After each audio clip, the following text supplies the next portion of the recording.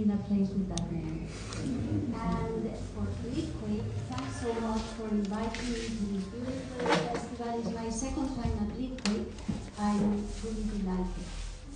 I'm going to read you two very short passages in English and in Spanish. And it's Nancy's favorite. So I'm going to read on demand. Eve retells her story. She has her own saying, and she deeply disagrees with the official truth that was built by Adam. According to her theory, or her version of facts, Adam was not happy of living the Eden. The Eden there was no time in Eden, there was no life in Eden, there was no conscience in Eden, there was no desire there. And an apple happened to be there, a fruit happened to be there. She grabbed it, and that was the trick. It had taste, it cracked in her mouth, it was delicious, it sprouted on her another sense of everything. She was alive. And the first she wanted to do after it was, she grabbed a little seed of the tree. There was no other apple, but she saw a little seed. She put it under her armpit with her little pelitos, or do you say that in English? The little hairs there. She put it there, and she wanted to get out and see if there was something else. And Adam followed her reluctantly, more out of inertia, and the minute she saw earth, and it was full of light, and it was so beautiful and so strange. They were up there, and she just wanted more. And Adam, following her, only wanted to go back. He was a real Edenite. She was earth. She wanted to be where time goes, where one has to work, invent things. So we see her going through, if not history, prehistory, telling her story, the first ceramic piece, the first painting, the first piece of clothing.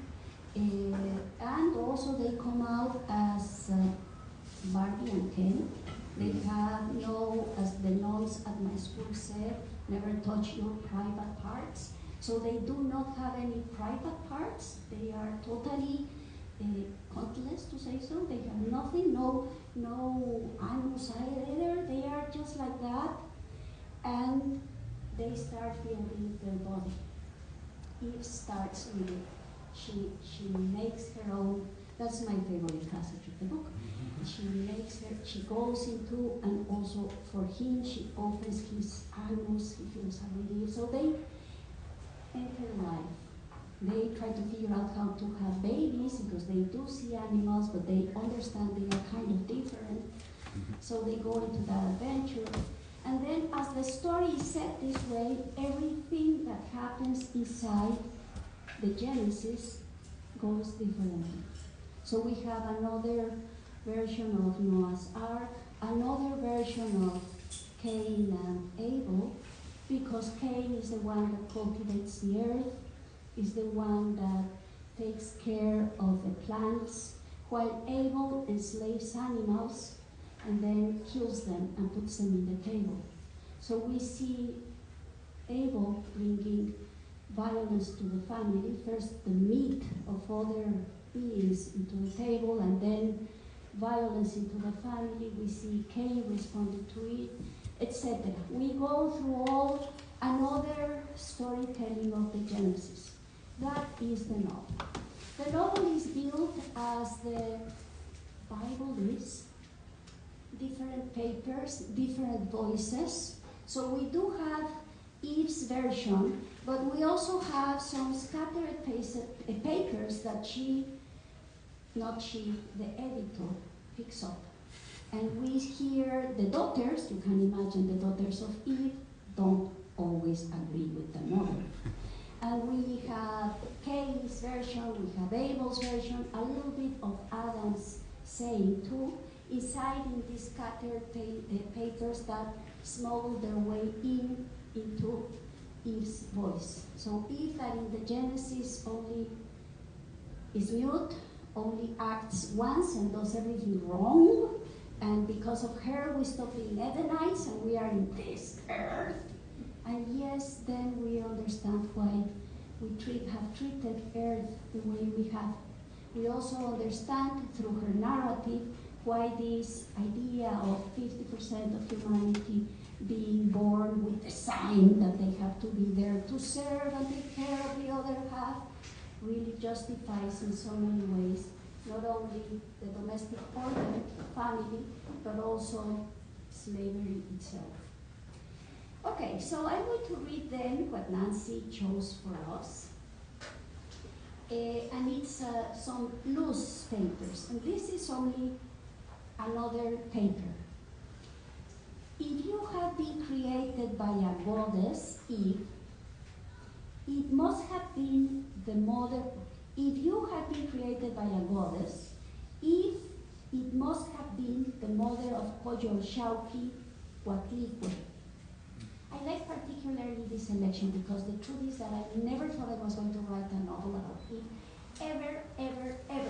But one day that I went again to visit one of these incredible monolites in the Museum of the Templo Mayor in Mexico, big goddesses that are a bit frightening, but fierce, beautiful, particularly Tlatecutli. She has here a hole. She broke when she was done, and that's why she was never in function, to say so, but she has a space, a void space here where in theory the dead king was going to be placed here, the Tlatoani, and she is eating the blood of him. She is the one that eats the dead, and at the same time she's giving birth to new beings. So she is death and life. She is nature. She has partially the body of an animal and partially the body of human. So she is nature, the force of nature itself. And looking at her, I thought, watching her, I said, and why do we have Eve? Why do they have these fierce goddesses, all antiquity, not only in Mesoamerica, but all through antiquity, these fearful, full of life goddesses, and we have instead the figure of Eve as being the first woman. And I started digging and trying to figure out why. Read the previous versions of Eve, very different. Then found the wonderful book of Robert Graves and Patai on Jewish myths that also gave me the chance to read many other versions. So I'm glad that Nancy chose this. If you have been created by a goddess, Eve, it must have been the mother of Coyolxauhqui, Huatlique, the giver of all life and all death. Two serpents, the kind that slither along the earth, spring from her decapitated head, and an eagle that soars high in the skies from her mutilated legs. She unites opposites. She is action as she is thought, the past and the present, a hybrid beyond the distinct natures combined in her one body. She is perfect in her imperfection. She, mother of us all, would have given you a different instincts, and she would have given them to us as well. Eve, I pray for this to the terrible mother of creation, Huatlique. And if this were the case, Huatlique would rule all four cardinal points, west, north, east, and south. You will go toward the light. You will go toward the world where death originates. And then you will go toward the region of the sacred fields. And then you will go toward the region of the thorns, the south. In Spanish, I think I'm going to read other version. Just because some might be bilingual. Or do you think I should read the same in Spanish? Read a different one. I A different one. Simón. I want to read a different one. Very short. 52. Llegó el día de dar a luz. No hubo anuncio en el placer, como fue el caso de Caín. El dolor pegó como un látigo que me cruzaba el cuerpo del cuello a los pies, de la quijada al ombligo más abajo. Tuve que gritar, aullar, un bramar que mis oídos desconocían porque yo ni sabía que tenía esa voz. Tras el grito, el sudor y la serenidad. Había pujado, lo supe entonces, no sé cuántas veces, pausé y escuché el ¡es un niño! de Abel. A mí me daba lo mismo. Por mí, que fuera un monstruo acéfalo, que tuviera 7 piernas y todas llenas de espinas como los cactus. Me daba completo lo mismo. Gracias.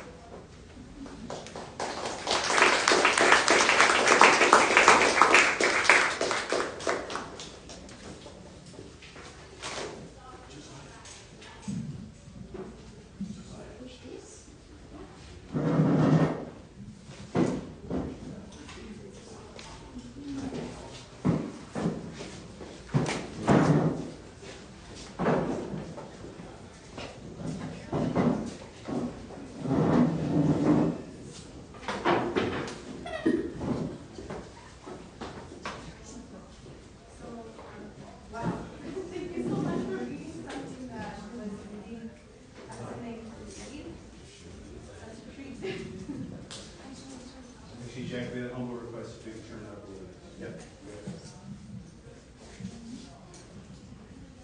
I was just saying, yeah, what a treat to have an author read something that fascinated you in a book. Thank you so much. And I love that we're talking a lot about motherhood. I'm a mother, you're a mother, it's super cool. So I wanted to start off by asking questions about how this book became to be birthed. You as an author, how did this become, to be? This is my novel 19. My earlier novels were a little bit what people now call autofiction. Was my childhood, was my school, was not me. But I pirated everything that was from my childhood, and I told their novels, one about fear, the first one about rage, that is my stepmother, the second one, fear, possibly, the third one, the world of my grandmother. So I was like using that universe. But suddenly I started writing novels that were for me unknown territories in a way, and extremely familiar, more than familiar, in a more different, more intimate world. Those were not my life as a child, or what destiny had given me only, but what had to do with my world, the world that surrounded me, mainly, most of them, in my Mexican upbringing and life. So I wrote a novel about Moctezuma, the last Nahua emperor, coming back to life in the 80s and being discovered by 3 women of my generation, and they spend the night together. The 3 of them, they cruise Mexico City. He can't understand what is that. He doesn't identify. Anything is for him familiar. Nothing is familiar except, yes, the volcanoes that are in the valley, and then he starts seeing the mountains, and the light is even different. So it's only a night and an early morning. And that gave me the space of not only revisiting his world, but also revisiting the world of the 80s in Mexico City that was bubbling something unexpected, had a spatial vibration and atmosphere.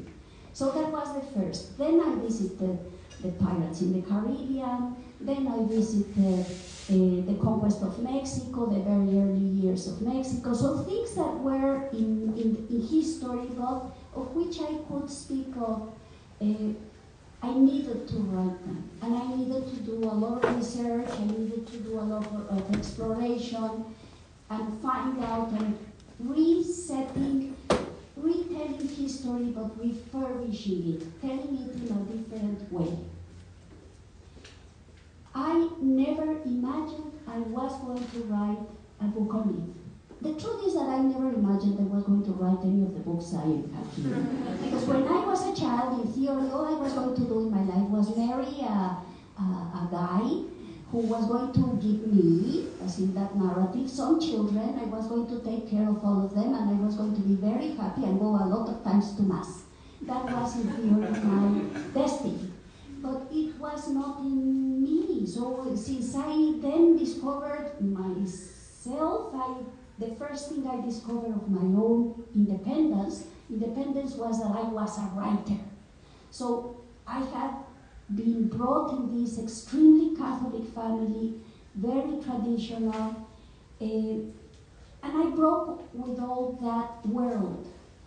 I discovered my own identity, my own person as a writer, and I've been growing through my life. That was when I was 15, I'm about to be 70.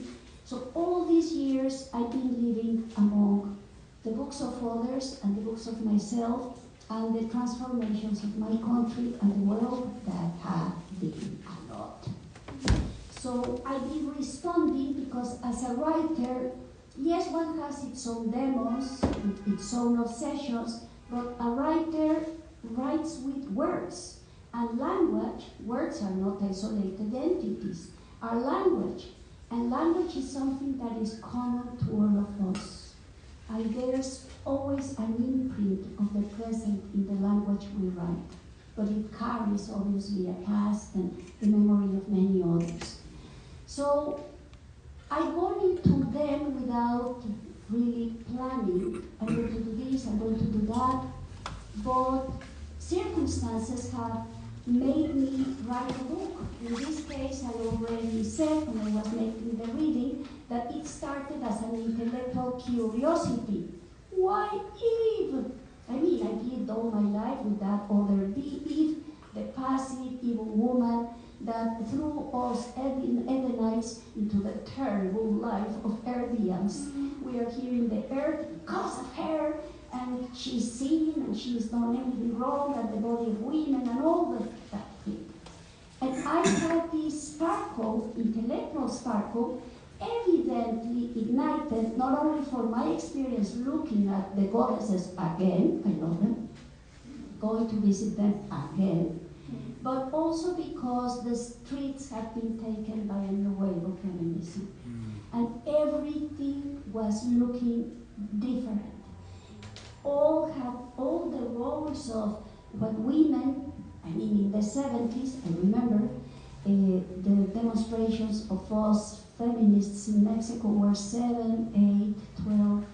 And then I went, just before the pandemic, to a demonstration where there were the avenues, where there were so many people there, so many women there, so many young and also people of my generation and older, few of us.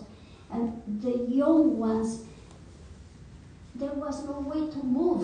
It was difficult to walk. There were so many. It was a wave of, this is another life. And that was happening throughout the world.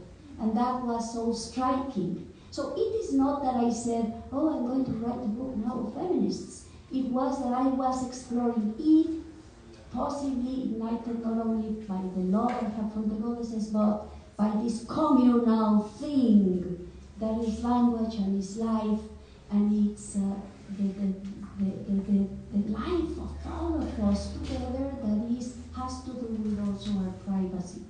And for me, it became something very dear to first understand where was Eve, try to understand in which minutes really she had been described like that, because in the former ones she was so different, and looking at authors I love, from Teresa de Avila, with which the book starts, to Sor Juana, that's always with me, Maria de Sayas, Gertrudis Gomez de Avellaneda, who wrote the first anti-slavery novel of the continent, all those wonderful women authors, also reading them and thinking, I'm going to make them tell the story of Eve.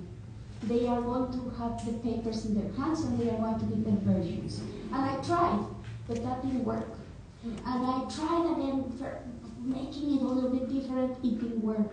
It didn't have the body of a book, of a narrative. And then suddenly I heard Eve speak. And then I just became her amanuense, her secretary. She dictated and I wrote. And then obviously, because I am very jealous of my work, then I cleaned and cleaned the pages of what she had told me.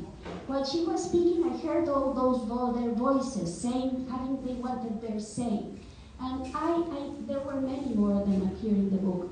And the book asked for them. They needed that structure. They needed that disruptions. It was not one voice saying the truth.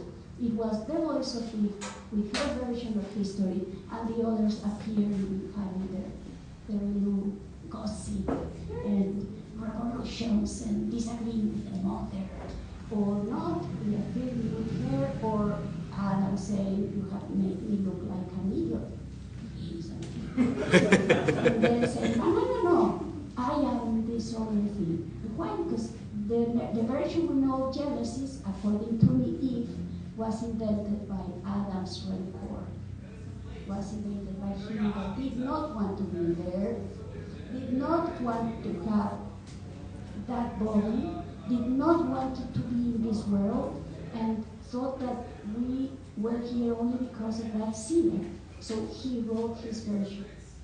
So that's it, more or less. Wow, you bring up so many great points, but I would like to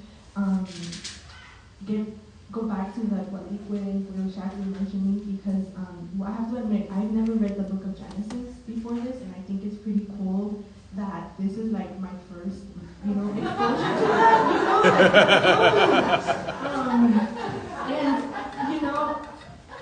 and to know that there's like goddesses from, Aztec culture in here. It felt like, in a way, decolonizing something that was very patriarchal and told, like you said, with rancor and hate, from a male perspective, right? So was that intentional? Could you tell us more about that? The book is introduced by Teresa de Avila, who is an author I really respect and adore. But I imagine that when she received these papers, this story version of Eve, she enraged. She hates the book. She hates the version of Eve. And I let her opinion because it's an author I adore. What I did was a palimpsest. I used phrases of her. I took little phrases from her correspondence, from her memoir, from her lessons on how to pray. I used them and I arranged them respectfully and with love to show how much she disliked this version of Eve.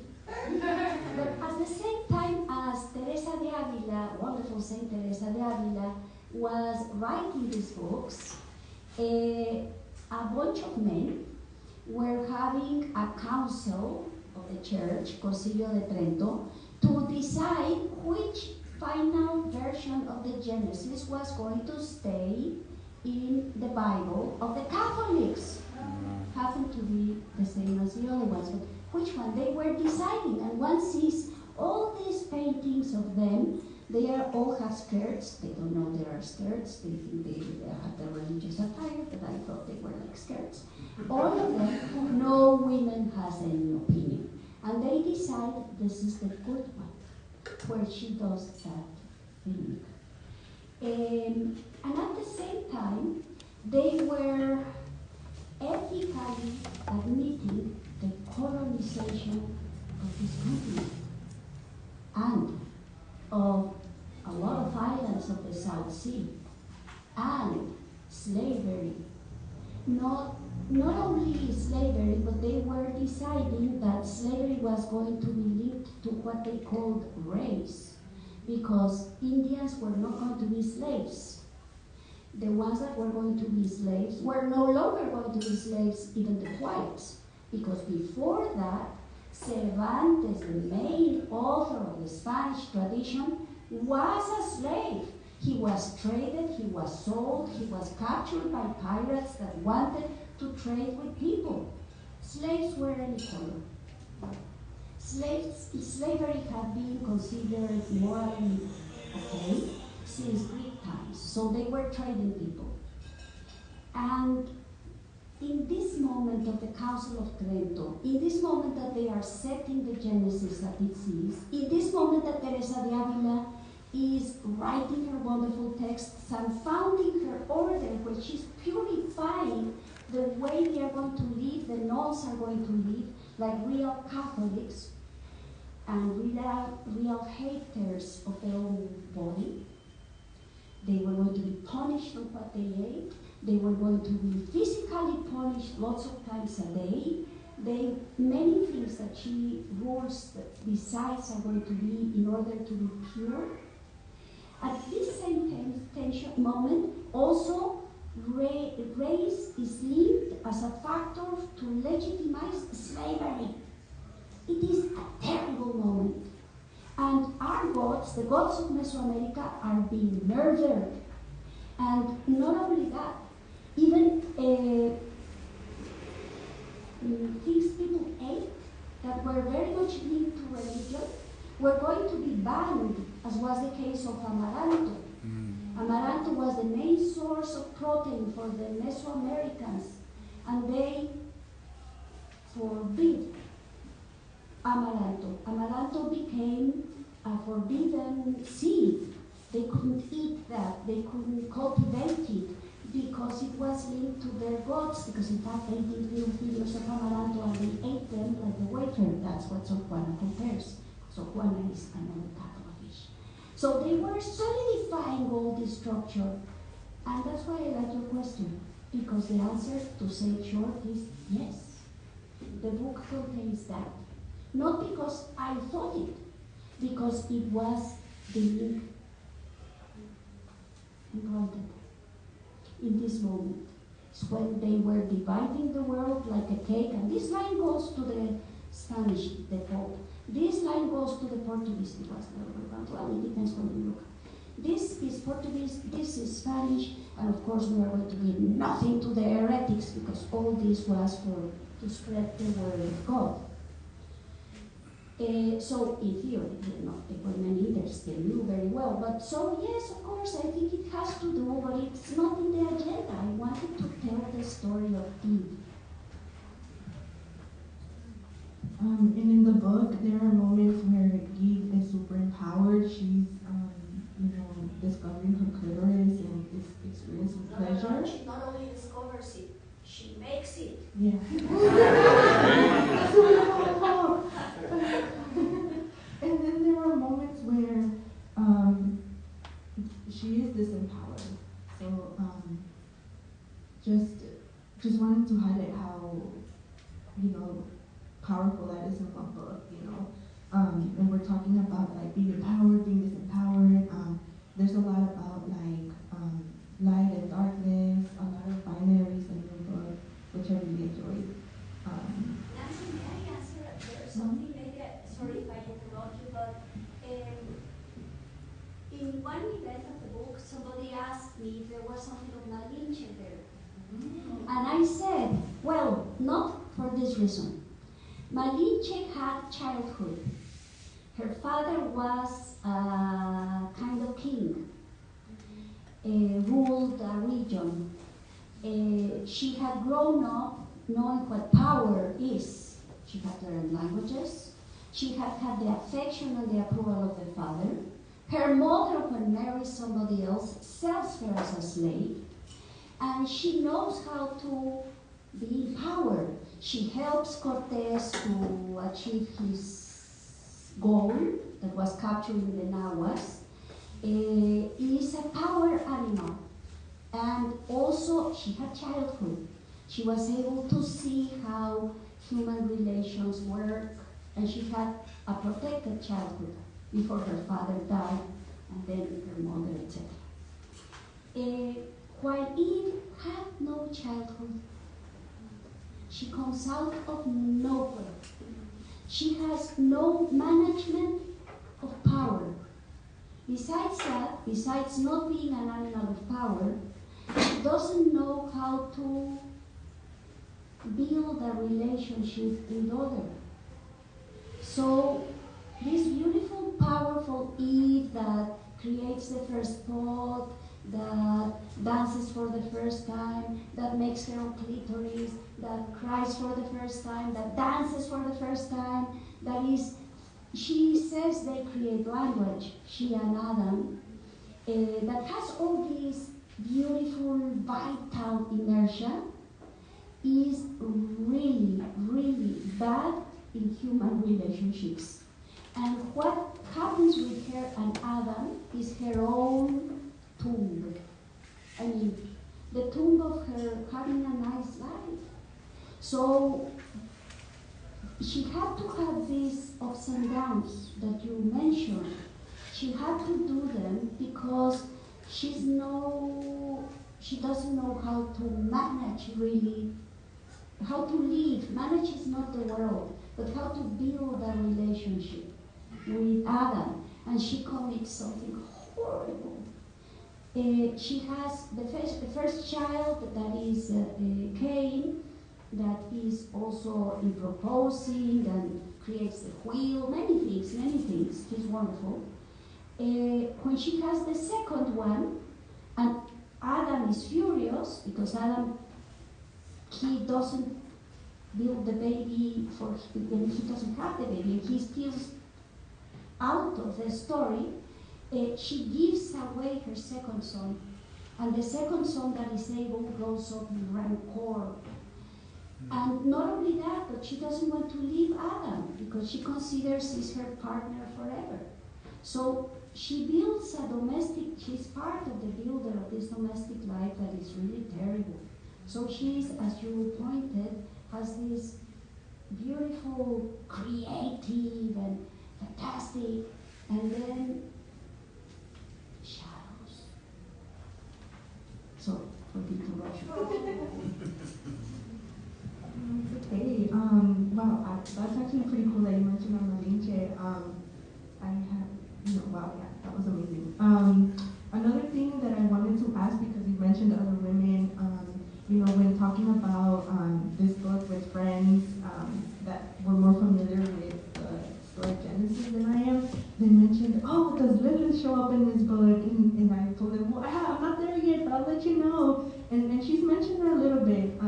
And I would just love to hear you talk more about Lilith and her significance and, your decisions and how you mentioned her in the book and, about that. I have had a lot of reprobation from young followers of Lilith. I was a follower of Lilith. I love the idea of that parallel to the first woman person who was full of sex, desire, and she did whatever she wanted, Lilith.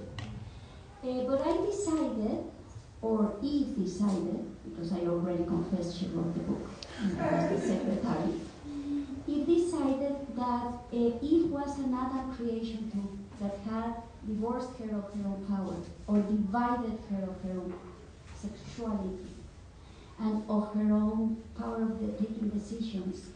What Lilith is, that devilish, full of desire woman, Eve decides she's not there. She doesn't want her there. She is a creation of Adam. Adam wants another one that is not his partner in life to have sex and desire. His partner in life has to be conscious. Don't have anything there. So she decides not. And I separated Lilith from the core of the story. And some young readers, women, have really told me, why did you do that to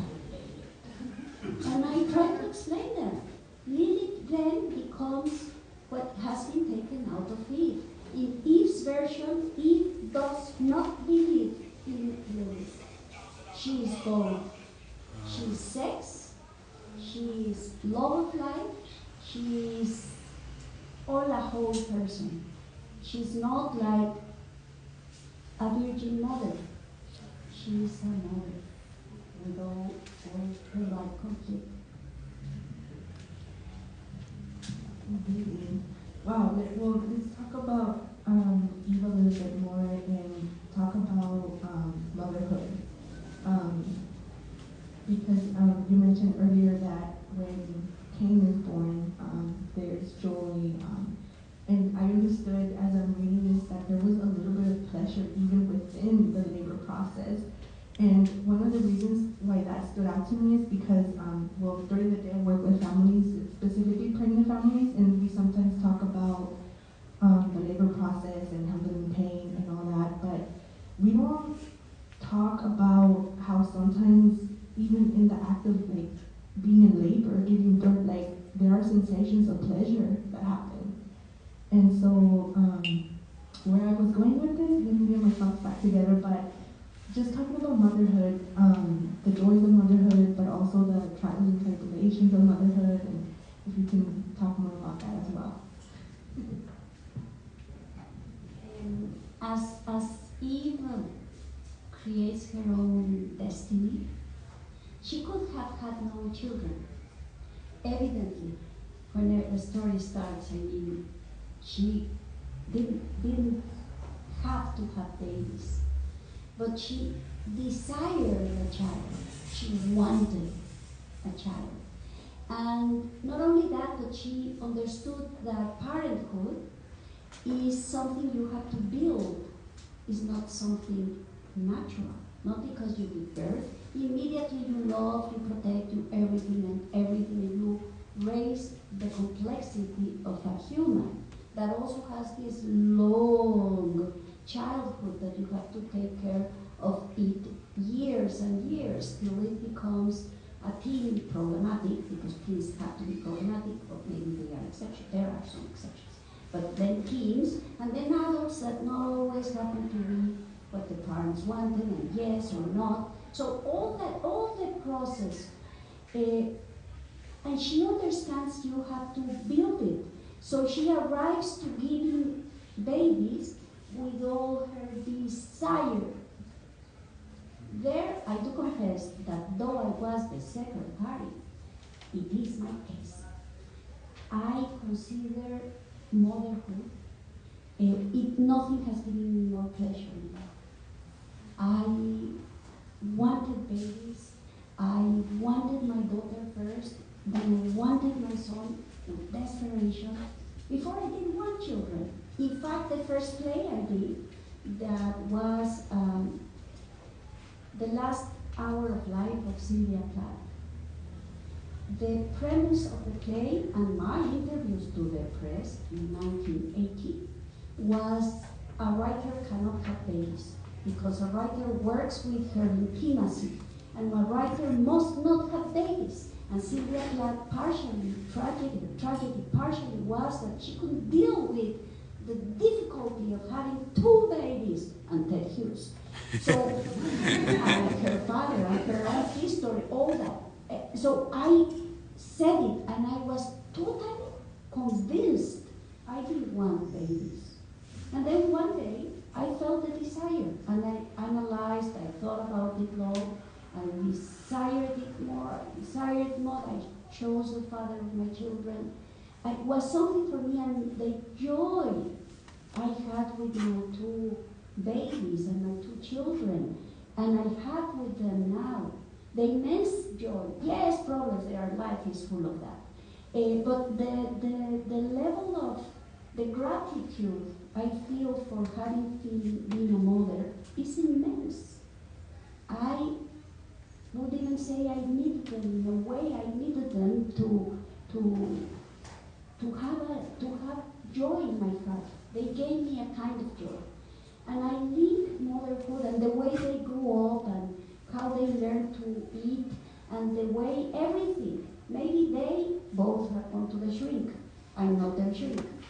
Maybe both have told the shrink, oh, my mother, she only wanted us because she thought she could, if we were like for her pleasure, but we are not pleasure. And the way we ate mole when we were 10 months old, things like that. I mean, I had, and I thought it was immortal. It was an incredible adventure. So I think that even though I was a secretary of youth going to there, in a way I tilted the pen a little bit to my heart there. Not in other parts. Not in other parts, but there I must have pulled my, I don't know how you say, jalar la cobija. When couples go to bed and you pull, oh, it's cold, and you pull everything to your side, I always do that. And the other is there freezing, jalar la cobija. I did that when I came over. Me jalé la cobija a Pepa, la de la maternidad. All right. Well, let's talk about another aspect of the book, which is the earth. It felt like, as I was reading this, it felt like Earth became a character in her own identity. She was reacting to things, and it was just so beautiful. All the descriptions that you have about plants and the earth and personifying the earth. So did you mean to make this book sort of like was there a message around how we treat earth and all that? Nancy, it's not that I made it. It's like it's like when you build a novel, the novel follows its own logic.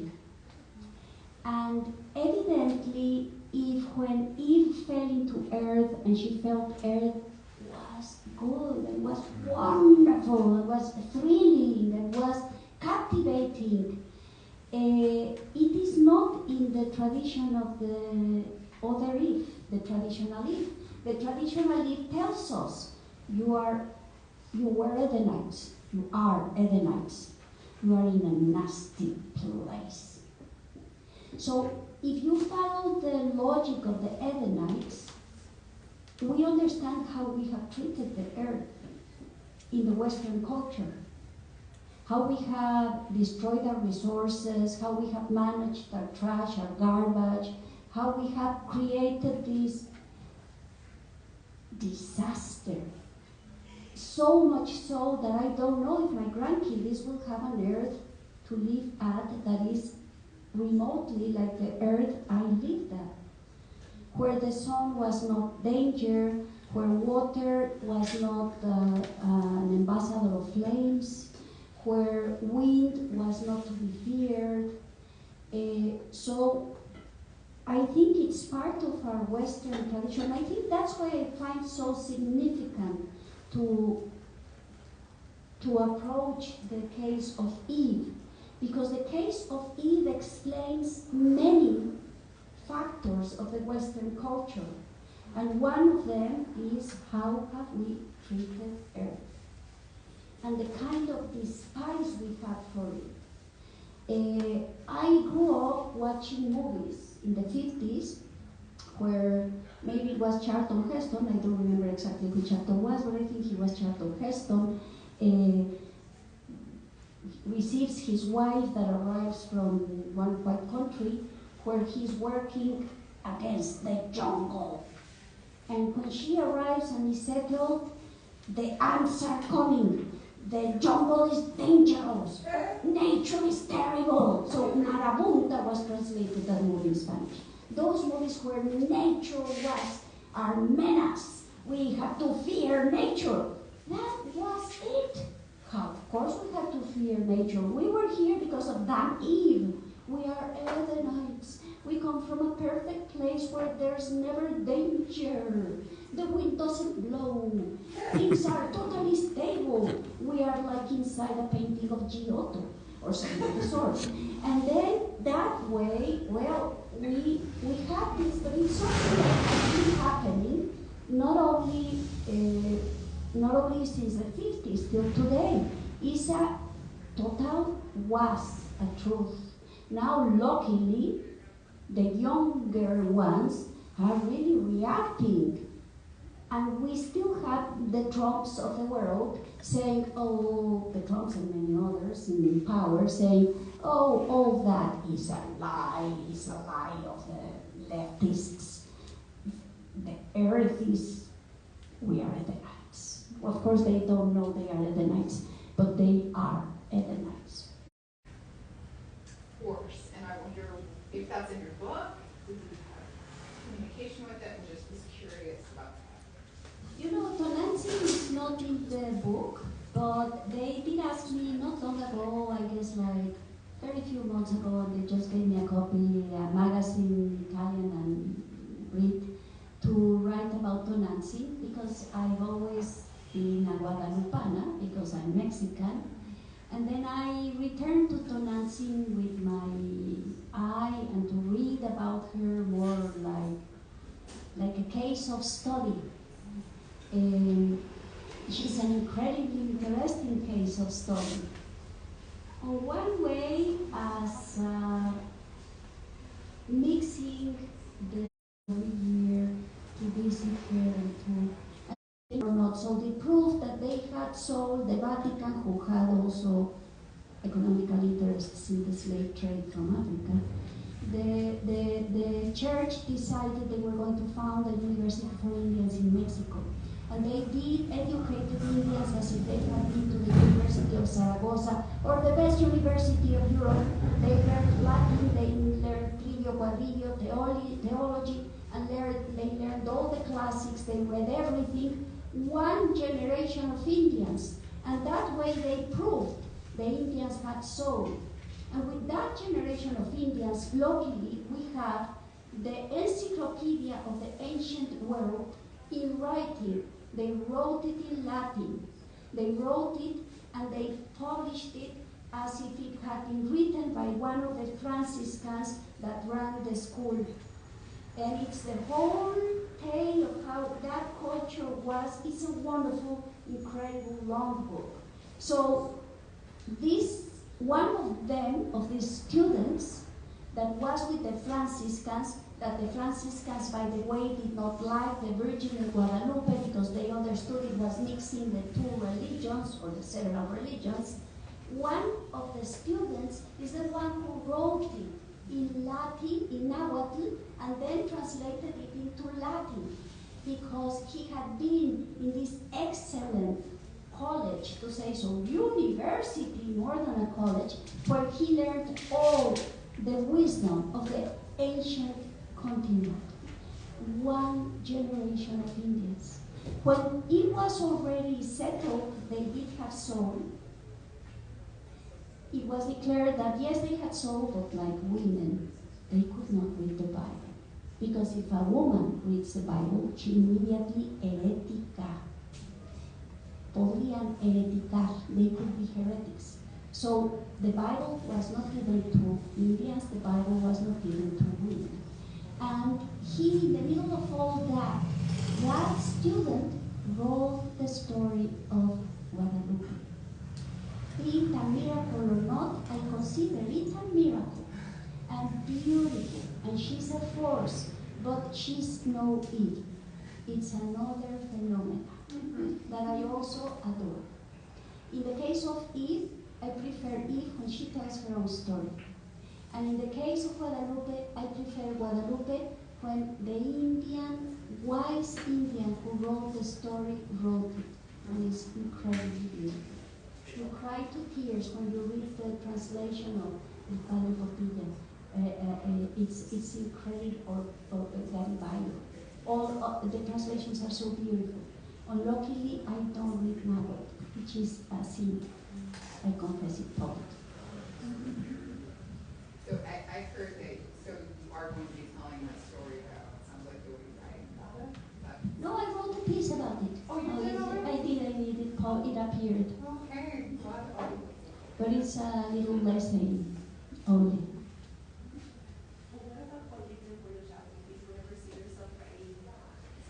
Guatlique and Coyochaco, exactly. Well, the truth is that I learned to love contemporary art, modern art, when as a 11-year-old, I took a course at the Museo de Antropología, a summer course, and we could pass in front of her image daily, and I saw her uneven, twisted, strange, like a little bit a monster, nothing compared to the things of European art.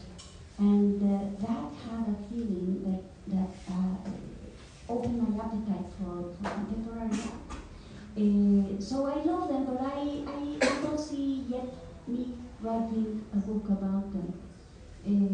I always have them in my heart and my mind. They travel along with me. I don't have their medals with me because it's not customary, but if I could, I would have them like here with me all the time. I love them, but not to write a book about them yet, till they speak. Anyone else have a question? You just raise your hand.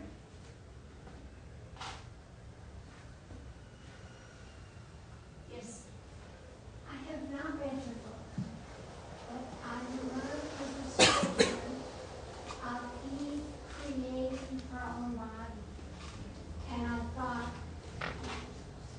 first I thought she had to because she wanted a child.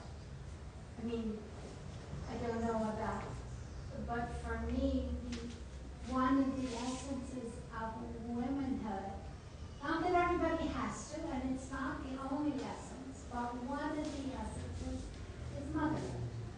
So in order to be a mother, you have to have a body. So that was my comment. I enjoyed that idea that she created a body that she could bring forth life. Maybe she was obsessed about pleasure. You are, that too. Yes. You have pleasure without a body.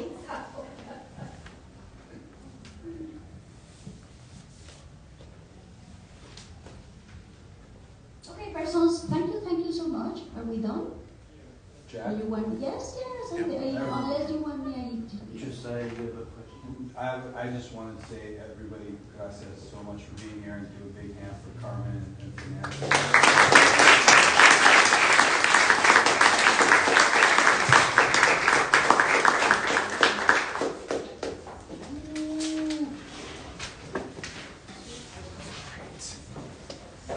Please don't forget to stop by the bookstore here on the table. Thank you for coming, everybody. Yes, we got her little chair.